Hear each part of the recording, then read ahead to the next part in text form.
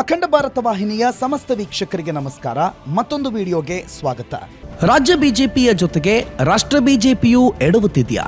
ರಾಜಕಾರಣದ ಆರಂಭಿಕ ಪಾಠಗಳನ್ನ ಮರೆತಿದೆಯಾ? ಜನರನ್ನ ತಮ್ಮ ಸ್ವಾರ್ಥಕ್ಕಾಗಿ ಬಳಸಿ ಬಿಸಾಡುವ ಪ್ರವೃತ್ತಿಯ ನಾಯಕರು ಬಿಜೆಪಿಯಲ್ಲಿ ಹೆಚ್ಚಿದ್ದಾರಾ? ಇಂಥ ಸಾಕಷ್ಟು ಪ್ರಶ್ನೆಗಳನ್ನು ಹುಟ್ಟುಹಾಕಿದ್ದು ಅದೊಂದು ಸುದ್ದಿ. ಅದೇ ಕರ್ನಾಟಕದ ಸಿಂಗಂ ಖ್ಯಾತಿಯ ಮಾಜಿ ಪೊಲೀಸ್ ಅಧಿಕಾರಿ ಅಣ್ಣಾಮಲೈ ಬಿಜೆಪಿ ತೊರೆಯುವ ಸುದ್ದಿ. ಹೌದು, ಕರ್ನಾಟಕದಲ್ಲಿ ಕ್ರಿಮಿನಲ್ಗಳ ಪಾಲಿಗೆ ಸಿಂಹ ಸ್ವಪ್ನವಾಗಿದ್ದವರು IPS ಅಧಿಕಾರಿ ಅಣ್ಣಾಮಲೈ. ವೃತ್ತಿ ಜೀವನದ ಉತ್ತುಂಗದಲ್ಲಿದ್ದಾಗಲೇ ಬಿಜೆಪಿಯ ಸಿದ್ಧಾಂತಗಳನ್ನು ಒಪ್ಪಿಕೊಂಡ ಅಣ್ಣಾಮಲೈ ವೃತ್ತಿ ತೊರೆದು ಬಿಜೆಪಿ ಸೇರ್ಪಡೆಗೊಂಡರು. ಅಲ್ಲಿಂದ ಆಚೆಗೆ ಹಿಂತಿರುಗಿ ನೋಡದಂತೆ ಅಣ್ಣಾಮಲೈ ಬಿಜೆಪಿಯನ್ನ ದ್ರಾವಿಡರ ನೆಲದಲ್ಲಿ ಕಟ್ಟಿ ನಿಲ್ಲಿಸುವ ಕಾರ್ಯದಲ್ಲಿ ತೊಡಗಿಕೊಂಡಿದ್ರು. ಆದರೆ ಈಗ ಇನ್ನೇನು ಚುನಾವಣೆ ಸಮೀಪಿಸುತ್ತಿದೆ ಅನ್ನೋ ಹೊತ್ತಿನಲ್ಲೇ ಅಣ್ಣಾಮಲೈ ಬಿಜೆಪಿ ತೊರೆಯಲಿದ್ದಾರೆ ಅನ್ನೋ ಬ್ರೇಕಿಂಗ್ ಸುದ್ದಿ ಸದ್ದು ಮಾಡ್ತಿದೆ. ಬಿಜೆಪಿಗೆ ಅಸ್ತಿತ್ವವೇ ಇಲ್ಲದ ತಮಿಳುನಾಡಿನಲ್ಲಿ ಪಕ್ಷವನ್ನ ಕಟ್ಟಿ ಬೆಳೆಸಿದ ಶ್ರೇಯಸ್ಸು ಅಣ್ಣಾಮಲೈಗೆ ಸಲ್ಲುತ್ತೆ. ಆರಂಭದಿಂದಲೂ ಬಿಜೆಪಿ ಸಿದ್ಧಾಂತ ಮೆಚ್ಚಿದ ಅಣ್ಣಾಮಲೈ ತಮಿಳುನಾಡಿನಲ್ಲಿ ಬಿಜೆಪಿ ಅನ್ನೋ ಪಕ್ಷದ ಚಿಹ್ನೆ ಮನೆ ಮಾತಾಗೋದಕ್ಕೆ ಕಾರಣರಾದವರು ಅನ್ನೋದರಲ್ಲಿ ಎರಡು ಮಾತಿಲ್ಲ. ಕಳೆದ ಚುನಾವಣೆಯಲ್ಲಿ ಅಣ್ಣಾಮಲೈ ನೇತೃತ್ವದ ಬಿಜೆಪಿ ದೊಡ್ಡ ಜಾದೂ ಮಾಡದೇ ಇದ್ರೂ ಸಾಕಷ್ಟು ಬದಲಾವಣೆಯನ್ನಂತೂ ಮಾಡಿತ್ತು. ಕಳೆದ ಲೋಕಸಭಾ ಚುನಾವಣೆಯಲ್ಲಿ AIADMKಗಿಂತ ಹೆಚ್ಚಿನ ವೋಟ್ ಶೇರನ್ನ ಬಿಜೆಪಿ ಪಡೆದುಕೊಂಡಿತ್ತು. ಅಣ್ಣಾಮಲೈ ಅವರ ಎನ್ ಮಣ್ ಎನ್ ಮಕ್ಕಳ್ ಯಾತ್ರೆಗೆ ತಮಿಳುನಾಡಿನ ಜನ ಅಭೂತಪೂರ್ವ ಬೆಂಬಲ ನೀಡಿದ್ರು. ಆಡಳಿತಾರೂಢ DMK ಮೈತ್ರಿಕೂಟಕ್ಕೆ 46.97%, ಬಿಜೆಪಿ ಮೈತ್ರಿಕೂಟಕ್ಕೆ 18.28% ಮತ್ತು AIADMK ಒಕ್ಕೂಟಕ್ಕೆ 8.20% ಮತಗಳು ಬಂದಿದ್ವು. ಹೀಗೆ ಒಂದೊಂದೇ ಮೆಟ್ಟಿಲುಗಳಂತೆ ಏರುತ್ತಾ ಪಕ್ಷ ಸಂಘಟನೆಯಲ್ಲಿ ತೊಡಗಿಕೊಂಡಿದ್ದ ಅಣ್ಣಾಮಲೈ ಬಿಜೆಪಿಯ ರಾಜ್ಯಾಧ್ಯಕ್ಷ ಸ್ಥಾನಕ್ಕೂ ಏರಿದ್ರು. ಹಿಂದುತ್ವ ಜೀವನದ ವಿಧಾನವಾಗಿ ಸಹಸ್ರಾರು ವರ್ಷಗಳಿಂದ ಅಸ್ತಿತ್ವದಲ್ಲಿದೆ ಅಂತ ನಂಬಿದ್ದ ಅಣ್ಣಾಮಲೈ ಹಿಂದುತ್ವಕ್ಕಾಗಿ ಸದಾ ಕಟಿಬದ್ಧರಾಗಿದ್ರು. ತಮ್ಮ ಹಲವು ಭಾಷಣಗಳಲ್ಲಿ ಚಿಕಾಗೋದಲ್ಲಿ ವಿವೇಕಾನಂದರು ಮಾಡಿದ ಭಾಷಣವನ್ನ ಉಲ್ಲೇಖಿಸುತ್ತಿದ್ದ ಅಣ್ಣಾಮಲೈ ಹಿಂದೂ ಧರ್ಮದ ಪ್ರಾಚೀನತೆಯ ಕುರಿತು ಅಪಾರ ಅಧ್ಯಯನ ಜ್ಞಾನ ಹೊಂದಿದ್ರು. DMK ಸೇರಿದಂತೆ ಹಲವು ಪಕ್ಷಗಳ ನಿಜವಣ್ಣವನ್ನ ಬಯಲು ಮಾಡುವಲ್ಲಿ ಅಣ್ಣಾಮಲೈ ಪಾತ್ರ ಹಿರಿದಾಗಿತ್ತು. ಹಿಂದುತ್ವಕ್ಕಾಗಿ ಕಠಿಣ ನಿರ್ಧಾರಗಳನ್ನು ತೆಗೆದುಕೊಳ್ಳಲು ಹಿಂದೇಟು ಹಾಕುವುದಿಲ್ಲ ಎಂದಿದ್ದ ಅಣ್ಣಾಮಲೈ ಭಾಷಣ ಸಾಕಷ್ಟು ಸಂಚಲನವನ್ನು ಹುಟ್ಟುಹಾಕಿತ್ತು. ಅಣ್ಣಾಮಲೈ ಬಿಜೆಪಿಯಲ್ಲಿ ಅಧಿಕಾರ ಪಡೆಯುತ್ತಿದ್ದಂತೆ ತಮಿಳುನಾಡು ರಾಜಕೀಯದಲ್ಲಿ ಸಂಚಲನ ಮೂಡಿತ್ತು. ತಮಿಳುನಾಡು ಅಸ್ಮಿತೆಯೊಂದಿಗೆ ಬೆಸೆದುಕೊಂಡು ಅಧಿಕಾರ ನಡೆಸುತ್ತಿದ್ದ DMK ಮತ್ತು ಬಿಜೆಪಿಗೂ ಜಿದ್ದಿನ ಸ್ಪರ್ಧೆ ಏರ್ಪಡುವುದಕ್ಕೆ ಅಣ್ಣಾಮಲೈ ಕಾರಣವಾಗಿದ್ರು. ಅಷ್ಟೇ ಅಲ್ಲ, ತಮಿಳುನಾಡಿನಲ್ಲಿ ಬಿಜೆಪಿ ಅಧಿಕಾರಕ್ಕೆ ಬಂದರೆ ಕೈಗೊಳ್ಳೋದಾಗಿ ಘೋಷಿಸಿದ್ದ ಕ್ರಾಂತಿಕಾರಿ ನಿರ್ಣಯಗಳ ವಿಚಾರ ತಮಿಳುನಾಡಿನಲ್ಲಿ ಸಂಚಲನವನ್ನೇ ಮೂಡಿಸಿತ್ತು.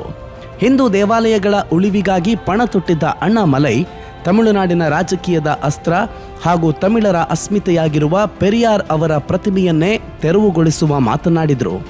ದೇವರಿಲ್ಲ, ದೇವರನ್ನ ನಂಬುವವರು ಮೂರ್ಖರು ಅಂತ ಹೇಳಿದ್ದ ಪೆರಿಯಾರ್ ಪ್ರತಿಮೆಗಳನ್ನು ತೆಗೆದುಹಾಕೋದು ನಾವು ಅಧಿಕಾರಕ್ಕೆ ಬಂದರೆ ಮಾಡುವ ಮೊದಲ ಕೆಲಸ ಅಂತ ಅಣ್ಣಾಮಲೈ ಹೇಳಿದ್ದು ಜನರನ್ನ ಬಿಜೆಪಿಯತ್ತ ಹುಬ್ಬೇರಿಸಿ ನೋಡುವಂತೆ ಮಾಡಿತ್ತು.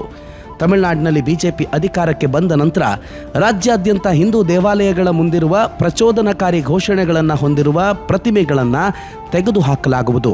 ಆಳ್ವಾರರು, ನಾಯನಾರ್ಗಳ ಪ್ರತಿಮೆ, ಸಂತ ತಿರುವಳ್ಳರ್ ಪ್ರತಿಮೆ ಮತ್ತು ಸ್ವಾತಂತ್ರ್ಯ ಹೋರಾಟಗಾರರ ಪ್ರತಿಮೆಗಳನ್ನು ಸ್ಥಾಪಿಸಲಾಗುವುದು ಎಂದಿದ್ದ ಅಣ್ಣಾಮಲೈ 1967ರಲ್ಲಿ DMK ಅಧಿಕಾರಕ್ಕೆ ಬಂದ ನಂತರ ದೇವರ ಅಸ್ತಿತ್ವದ ವಿರುದ್ಧ ಮಾತನಾಡುವ ವ್ಯಕ್ತಿಯ ಪ್ರತಿಮೆಯನ್ನ ಸ್ಥಾಪಿಸಲಾಯಿತು ಅನ್ನೋದನ್ನ ಜನರಿಗೆ ನೆನಪಿಸಿ ಅರಿವು ಮೂಡಿಸೋ ಪ್ರಯತ್ನ ಮಾಡಿದ್ರು.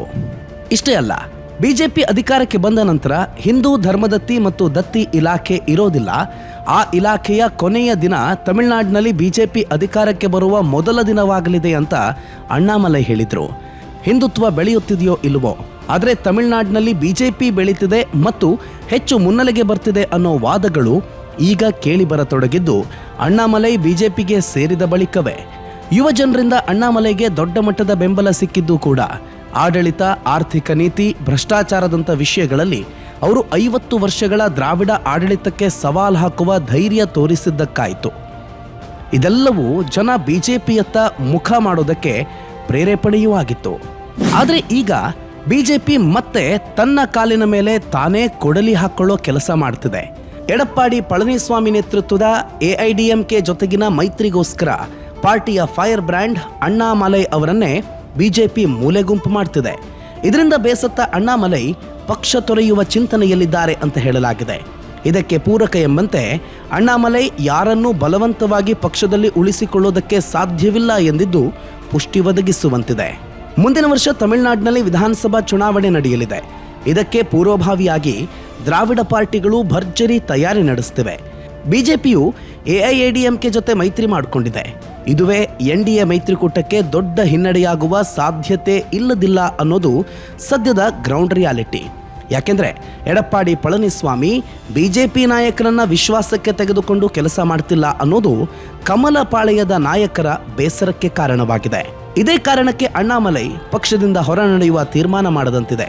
ಅಣ್ಣಾಮಲೈ ಅವರ ಜನಪ್ರಿಯತೆಯನ್ನು ಸಹಿಸಿಕೊಳ್ಳಲಾಗದೆ ಎಡಪ್ಪಾಡಿ ಪಳನಿಸ್ವಾಮಿ ಅವರು ಅಣ್ಣಾಮಲೈ ಅವರನ್ನ ರಾಜ್ಯಾಧ್ಯಕ್ಷ ಸ್ಥಾನದಿಂದ ಕೆಳಗಿಳಿಸಬೇಕು ಅನ್ನೋ ಷರತ್ತನ್ನ ಅಮಿತ್ ಶಾ ಮುಂದೆ ಇಟ್ಟರು ಅನ್ನೋದು ಬಿಜೆಪಿ ಆಪ್ತ ವಲಯದಲ್ಲಿ ಕೇಳಿಬರ್ತಿರೋ ಮಾತು.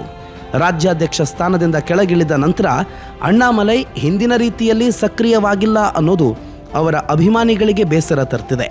ಇದೇ ಧಾಟಿಯಲ್ಲಿ ಅವರು ನೀಡಿರೋ ಹೇಳಿಕೆ ಬಿಜೆಪಿಯಿಂದ ಹೊರನಡೆಯಲಿದ್ದಾರೆ ಅನ್ನೋ ಸುದ್ದಿಗೆ ಇನ್ನಷ್ಟು ಬಲ ತುಂಬಿದಂತಾಗಿದೆ. ಎಐಎಡಿಎಂಕೆ ನಾಯಕರು ನನ್ನ ಬಗ್ಗೆ ಕೆಟ್ಟದಾಗಿ ಮಾತನಾಡ್ತಿರೋದು ನನಗೆ ಗೊತ್ತಿದೆ. ಅಮಿತ್ ಶಾ ಅವರ ಮಾತಿಗಾಗಿ ಸುಮ್ಮನಿದ್ದೇನೆ. ಇಲ್ಲದೇ ಇದ್ರೆ ಅವರ ಟೀಕೆಗೆ ಉತ್ತರ ಕೊಡೋದಕ್ಕೆ ನನಗೆ 2 ನಿಮಿಷ ಸಾಕು.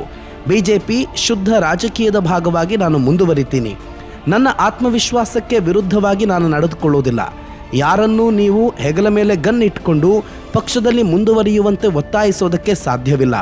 ಒಂದು ವೇಳೆ ಬಿಜೆಪಿ ತೊರೆದರೆ ಕೃಷಿ ಚಟುವಟಿಕೆಗಳಲ್ಲಿ ತೊಡಗಿಸಿಕೊಳ್ತೀನಿ ಅಂತ ಅಣ್ಣಾಮಲೈ ಹೇಳಿರೋದು ಕಟ್ಟಿ ಬೆಳೆಸಿದ ಬಿಜೆಪಿಯಿಂದ ಎಷ್ಟು ಬೇಸರವಾಗಿದೆ ಅನ್ನೋದಕ್ಕೆ ಸಾಕ್ಷಿ ಒದಗಿಸಿದೆ.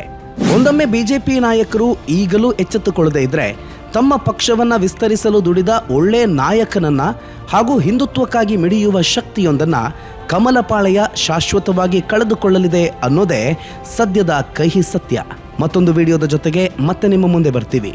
ಅಲ್ಲಿವರೆಗೂ ನೋಡ್ತಾ ಇರಿ ಅಖಂಡ ಭಾರತ, ಸನಾತನ ಯುಗ ಆರಂಭ.